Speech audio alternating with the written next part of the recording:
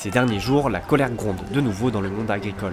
En France, on tue tout systématiquement sans réfléchir. Si aujourd'hui on ne se lève pas contre ce qui s'est passé en Ariège, c'est toutes les générations futures de paysans qui ne pourront plus bouger.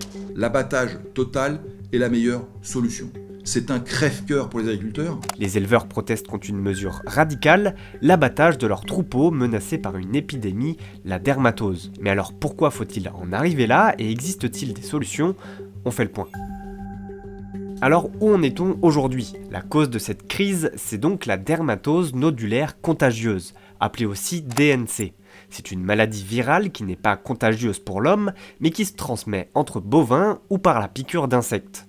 Son temps d'incubation est long, les animaux peuvent donc être infectés sans que cela se voie immédiatement. Elle a été détectée pour la première fois en France en juin 2025 en Savoie. À la date du 12 décembre, 110 foyers ont été détectés au total en France, principalement dans les Alpes et les Pyrénées.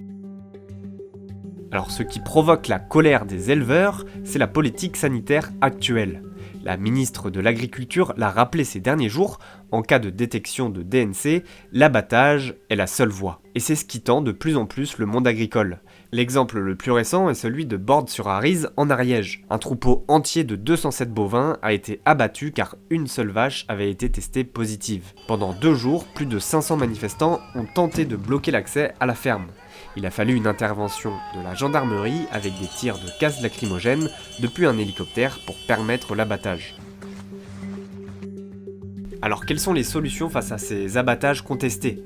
La réponse des autorités, c'est l'accélération de la vaccination. Le ministère de l'Agriculture confirme qu'1 million de bovins ont déjà reçu le vaccin depuis juillet, et ce samedi 13 décembre, la ministre Annie Genevard a annoncé que près d'1 million d'animaux supplémentaires seraient vaccinés dans les semaines à venir. Nous allons, dans les semaines qui viennent, vacciner près d'1 million d'animaux et donc protéger les éleveurs. Et puis je veux redire que l'État sera aux côtés des éleveurs qui ont été touchés, leurs pertes seront indemnisées et leurs pertes d'exploitation également.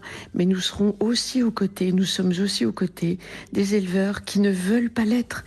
Il s'agit de protéger le cheptel français. Ces vaccinations auront lieu dans les zones réglementées du sud-ouest, comme l'Ariège, la Haute-Garonne ou encore les Landes. Reste à voir si cette accélération suffira à apaiser la tension sur le terrain. Aujourd'hui, le dialogue est rompu, on ne peut pas discuter, on ne peut pas faire de propositions, on ne peut pas essayer d'avancer. Voilà, donc s'il y a quelqu'un qui campe sur une position, nous aussi on va camper sur la nôtre. Des manifestations d'agriculteurs sont de nouveau prévues dans les prochains jours.